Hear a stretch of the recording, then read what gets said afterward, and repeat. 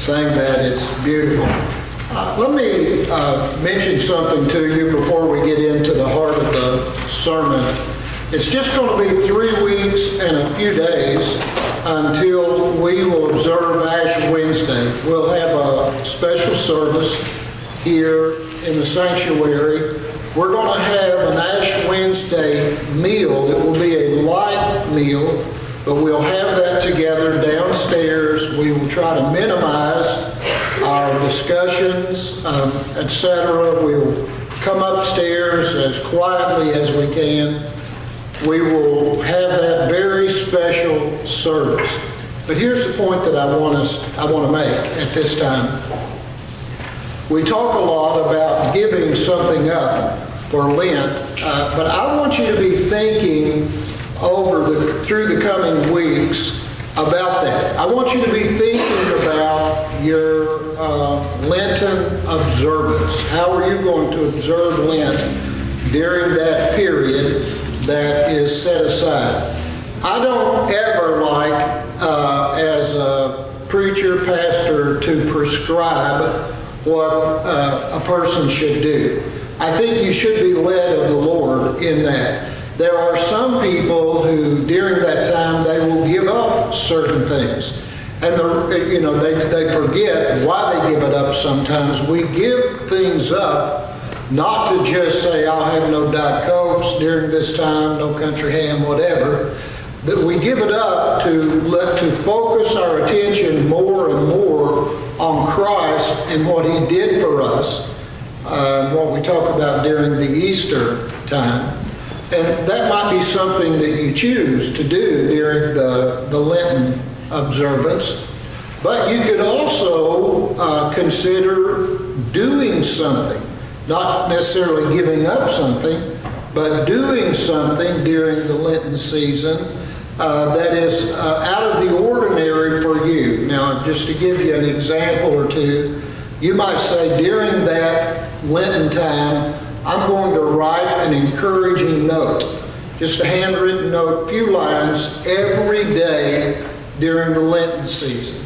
Or you might say, I'm going to do something else. So you have the choice, and the point that I'm trying to make is be here for our Ash Wednesday service. If you at all can, that's important. It's not a supplement service. It's a very primary service for our church.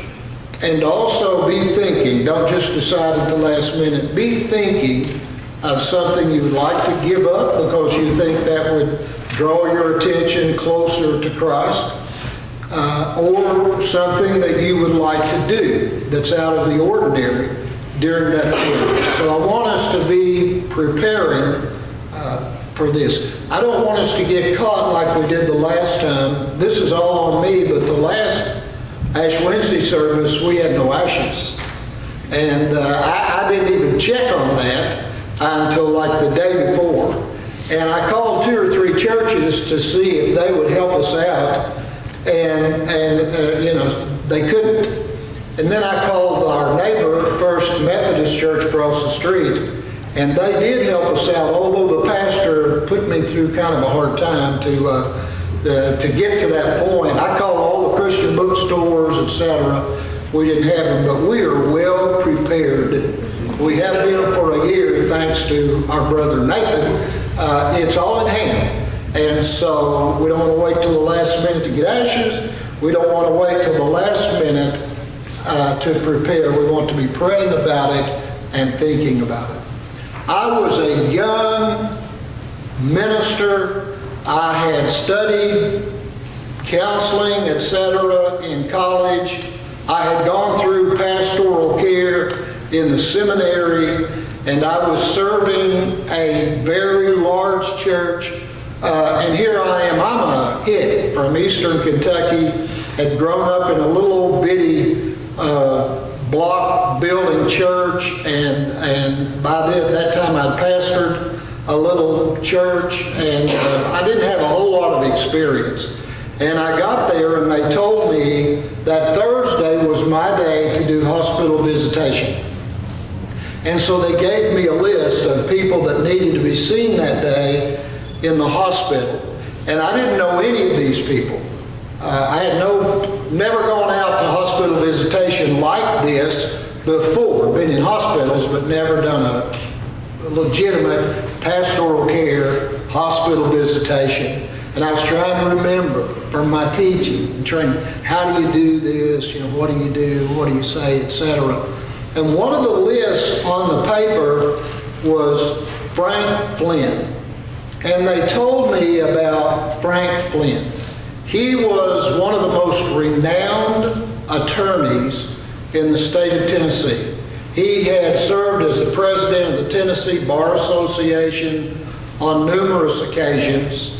He taught one day a week at the University of Tennessee's law school as kind of their prestigious visiting professor, so to speak. He had made a boatload of money working in the coal industry in East Tennessee. He was one of these gentlemen who just carried himself with kind of an aristocratic air. He had white hair. He dressed to the nines in an expensive suit, and he just, he presented himself that way. I was told all of that before I made the visit. So when I went to the University of Tennessee Hospital to make that visit, that's what I knew, and I knew I didn't want to flub this one up. It was my first hospital visit officially at that church, or actually officially ever. And so I'm thinking as I park my car and I'm walking to try to find Frank Flynn's room, thinking, okay, what are you going to say, etc. And I wanted to observe what I'd been instructed to, how to do a good hospital visit, etc. So all that's rolling through my mind. And I walk in the hospital room, and in this private room is Frank Flynn. And he had on a hospital gown, which you would expect, the white hair, and he even presented himself to me as that aristocratic kind of a guy, speaking slowly, lowly, and etc. And I tried to do the best job with that visit that I could do, and I had a prayer with him. He was in the gown. He didn't have much to say. And I closed that visit with a prayer, and I started to walk out. And he said, "Hey, preacher, can you come back here for just a minute?" He said, "My doctor was in here just a few moments ago, and he told me that I've got cancer all through my body, and I'm not going to live very, very long." And he started to tear up. This man who was always the super strong one started to tear up, and he said, "You know, preacher," he said, "I've been very successful." And he said, "My wife and I have lived a very meager life. And we've saved a lot of money." And he said, "We did that because we wanted to retire and be able to live the kind of life that we had always dreamed of. We wanted to travel in all kinds of places around the world, exotic places, etc." And he said, "I've got the money, we've got the money to be able to do that." And then he said, "I just found out 5 minutes ago that that's not going to happen." Frank Flynn was facing a giant. Now, all of us have bad things that happen in our lives that we have to deal with from time to time. But all of us, at some point in our lives, It may come early in our adult lives. It may come later in our adult lives, but all of us, at some point in our lives, will face a giant. That's where we are in the 17th chapter of 1 Samuel. We see Goliath out there on a mountainside. Now Goliath, and you all know this, but Goliath is huge. The people who figure all of this out tell us that he was about 9 feet 9 inches tall, and he's on a mountainside over a mile away.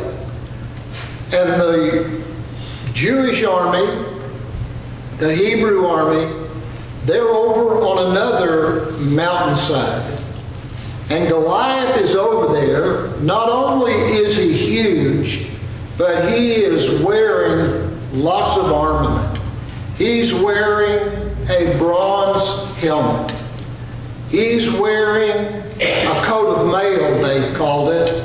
That coat of mail weighed 175 pounds. He's wearing that. And he has bronze leggings to protect his shins. And he's carrying a sword, a spear, that the tip of which, just the tip, weighed 25 pounds. And he's over there on that mountaintop, and he is shouting curses to the Hebrew army. They're spread all over the place on the other side. And there is a valley between the two mountains. And it was a little over a mile between one mountaintop and the other mountaintop where Goliath was. And the sides of that leading down into the valley were a half-mile long. Now, this is not as large as the Grand Canyon, but it is getting close. It's a big valley canyon, and there's a stream bed that runs down through the valley of that canyon. And he's standing over there, and he, as I said, he's shouting curses at this army that was spread out, and he's starting to move down that side of the mountain over on his side, and he's moving over, getting closer and closer and closer to the Hebrew army that was on the other side, and they are completely scared to death. They don't know what they're going to do. How are they going to take this guy on? And to make it worse, he gave them the challenge. He said, tell you what, you send one person out to fight me, and whoever wins, they're the winner of the battle. Our whole army, the Philistine army, will serve them, be their servants, and we'll give them all kinds of booty, etc., if that one person wins. Well, he's thinking there's nobody on that other side that's going to take up the challenge.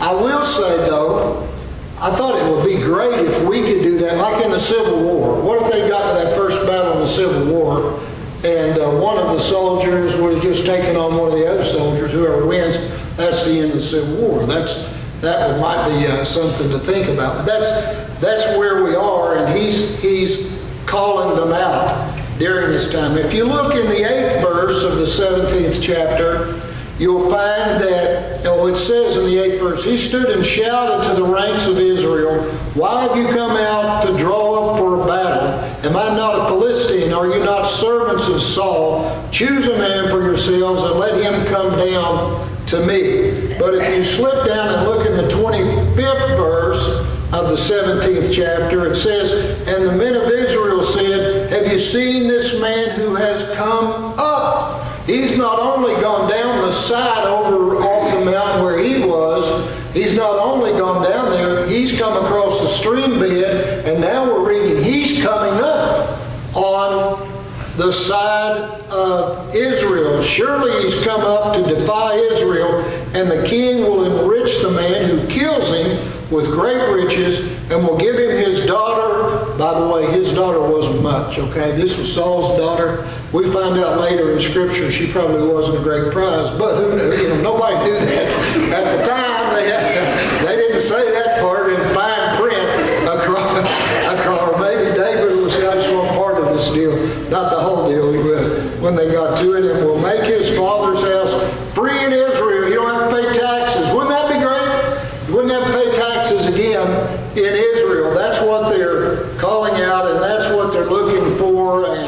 And Goliath is just shouting, saying horrible things to them. And what made it so worse is not only was he saying bad things to them, cursing them, but he was cursing God, the Israeli God, Yahweh, Jehovah God. And the army is just standing there listening to it, and nobody's moving. But as he gets closer, and as his talk gets worse and more inflammatory, then the Israeli army starts moving toward their tents. They're getting off the battlefield, and they're going and hiding. But there was a young man there that we talked about last week named David. David had been asked by his father Jesse to leave the sheep flock and put it in charge of a couple of other people, and to get some items to take to David's brothers. David had 3 brothers that were in the Israeli army at this time. And so Jesse, David's father, puts together some things that David could take to them. Now back in those days, that was very ordinary. If you had somebody from your family that was in the army, you pretty much took care of them. You got food to them, and etc. It was on you to do that. So Jesse's fulfilling his responsibility, and he's sending his young son, who had been anointed by Saul sometime prior to this, but still he's young and etc., never been around a battlefield. And he is loaded up with loaves of bread, pieces of cheese, wine to drink, and he's taking it to his brothers. And he gets there and he can't believe what's going on. He looks at this battlefield on the Hebrew side, and there's soldiers that are leaving, that are going back to their tents, they're hiding, and there's this huge Philistine army over on the mountain, and then down there starting to come up the side onto their mountain is Goliath, this giant, and he is cursing God. And David can't stand that. And he's asking, why do you let this man do this? Well, why would you stand here and do nothing when he's cursing God? And you know the story well enough to know that David then goes to the king Saul, who was basically defunct as a king at this time, but he was there, and Saul was quite a soldier. He was big. David goes to him and asks, what's going on? What's up with this? Why would your army just stay there and let God be belittled and cursed and etc.? And he says to Saul, hey, I'm going to take care of this by myself. And after the chuckle or two, I'm sure, and some of his brothers or some of the other people who might have heard that conversation, they would have hee-hawed, laughed. You're going to take care of Goliath. There's no way. That's not going to happen. But David insists. And then so Saul finally realizes he's very serious about this. He's probably not going to make it, but, to make himself look good, he says, I'm going to let you use my battle gear.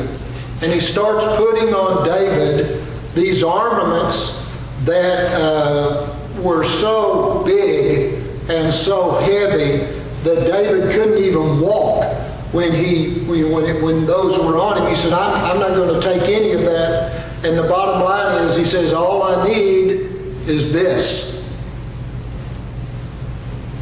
Now you can really hear the chuckle.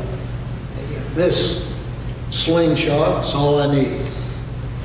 And so, you know the story well enough to know that David got to that stream bed, and David took 5 smooth stones. Now, with faith in God, why did he take 5? With absolute faith in God, why did he take 5? Because Goliath had 4 sons. And David knew that the odds were really good. That after he used that first stone, smooth stone, to take on Goliath, that his sons would probably come after him and try to kill him. Now I'm going to stop right there and call your attention to a thing or two that you need to know. And especially the young people that are here, I want you to listen to me very carefully, because this directly applies to your life as you get older and you move forward. And the young adults that are here, I want you to listen to me carefully, because this directly applies. It applies to all of us, but it really applies to the young people and to the younger adults that we have present.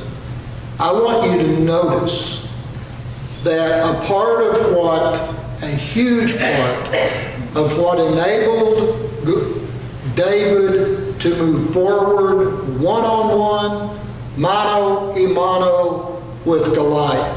What was that? Why would David do that? Why would you need to know this? Because listen to me, young people, young adults, you will face a giant. You will. You will face a giant. I've seen people face giants. I've seen people who've worked for a company for 25 years, like a dog, work extra hours, and etc. And management walks in there and says, we're shutting down. You don't need to come here Monday. And oh, by the way, you have no retirement. All of that's gone. That's a giant that people face. I've seen people face those. There may be somebody here who your giant will be that you or someone you love will be in the hospital, and a doctor will walk into your room and say to you that you or that loved one has bladder cancer, and that cancer has spread throughout your body. I've seen people face that giant. And there could be others. It may be alcoholism. It may be an addiction. It may be a couple that's married, and one party in that marriage comes in and says, I don't love you anymore.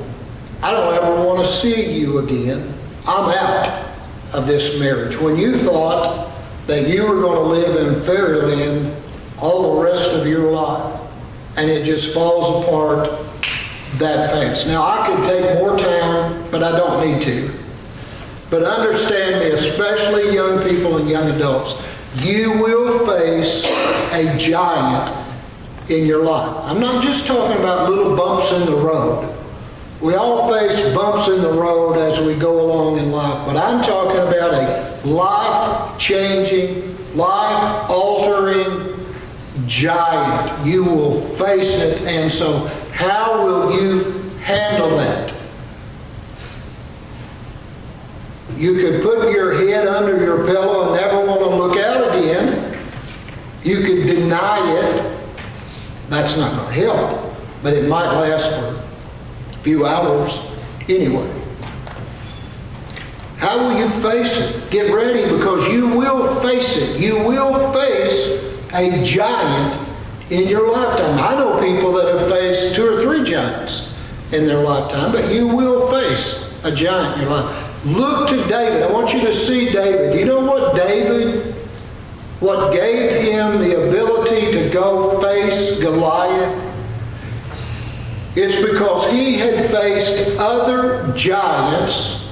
We didn't take time to read it, but it's here. He had faced other giants, and he knew that God would provide for him. Now, I see people all the time who live life in the fast lane. They've been raised in a Christian home. They've been raised in church. And yet they get out there and things start going pretty well. And they start getting a pretty comfortable life. And so they move further and further from those Christian roots that they had at the beginning. And they get out there and maybe they've been married 20 years and that crumbles. Maybe they've been working for the same company for 20 years and that crumbles. Maybe their health crumbles, whatever. And they've gotten so far from remembering that God had provided for them through those early years of their lives. So listen to this point. You don't go to deep, abiding, strengthening faith when the doctor walks out of the room. That's something that you do through the years. You understand what I'm saying? Something that you do through the years that prepares you for when that giant comes. It prepares you to be able to handle it. And David is reminded, and he says to others, he says to Saul, when a lion was trying to get the sheep flock, God enabled me to kill the lion. When a bear was trying to attack the sheep flock, God enabled me to kill the bear. In other words, God had provided for David, and God wants to provide for you, but it doesn't work great if that's a last minute, last ditch, last call help. Now, I'm not saying God won't help, but I'm saying it comes much easier if there's been a faith foundation laid through the years like there had been in young David's life. I want you to see that, and I want you to know that what I'm talking to you about this morning, you don't realize it. It seems like an ordinary day, January 21st, 2018. I'll go to church, then maybe we'll go get some lunch, and we'll have a good time this afternoon. You don't realize how important I am teaching you is in your life. I hate to be the bearer of bad news, and I hope you never face a giant. But the odds are strong. We recall Las Vegas and say, hey, here's the situation, give us the odds. What are the odds this person's going to face a huge mega giant sometime during their life? That Las Vegas bookie would say the odds are very strong. The odds are very strong. So I want you, especially young people, young adults, I want you to be prepared. I want you to take care of your spiritual faith life so that when this gigantic surprise comes along, you're prepared. And you might say, well, that's what that old preacher was talking about back there all those years ago. Because you've seen God work like David had seen God work. And David was very prepared. And as you know, David was victorious. David went out and he won the battle. Mano a mano, one man. And he was revered for the rest of his life. I'm just wondering if you're prepared for the giant. Because the odds are really good he's coming. or it could be a sheep. But they are coming, and you're going to face it. And the foundation that is laid right now moving forward is the foundation that will help you be successful or help that to be a horrible disaster. I've seen this lived out over and over again. I have a very good friend who's in Mountain Brook, and he was a virile, strong, big, strong gentleman. 2 children, one of whom is in the marching band at Notre Dame. The other one just finished a master's degree. They have done well financially.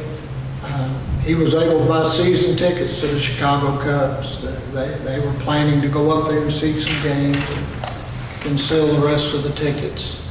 Doing so well. He came to see me one night in my office. He said, my wife and I are coming at night. Would you meet us? And I said, yes, sure I will. I love this man. And he came in and he said, Tim, he said, I've been to the doctor. He said, they're not sure, but they think I may have ALS. Well, he does have ALS. He's now in a wheelchair. And I won't go into all the details about what has to be done to take care of him, but he's basically a vegetable in that wheelchair. He faced a giant. Let me tell you, ALS, it's a bad one. It's a bad one. He's faced it. He's got the best attitude. Got the best attitude. Why?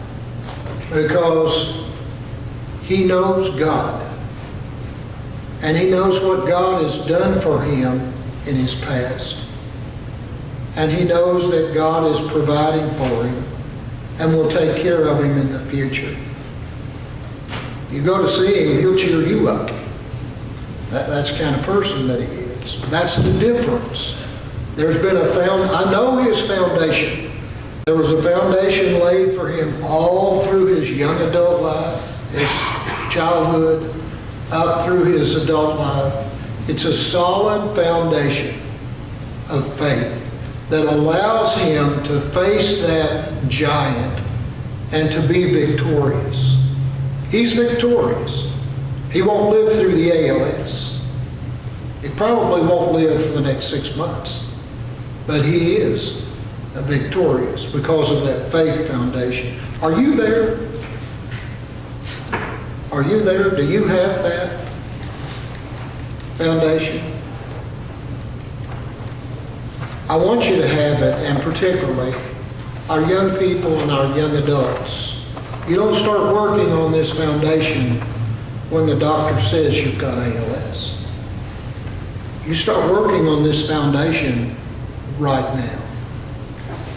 I want to give an invitation and ask if there's anyone here who needs to or wants to accept Christ as their Savior and Lord. Maybe they would like to have that kind of foundation to help them through that. And that's the first step. If you haven't accepted Christ into your life, into your heart, that's the first step of that foundation. That's a big part of the foundation. Or you might be here and you might be thinking, I really need to re-up. I need to strengthen my faith walk so I'm ready if one of those kind of giants comes along. Or you may want to join our church in the way our church receives members. Whatever decision God's placed on your heart, I would invite you to make it public as we stand and sing our hymn of invitation. Would you stand? Let's sing.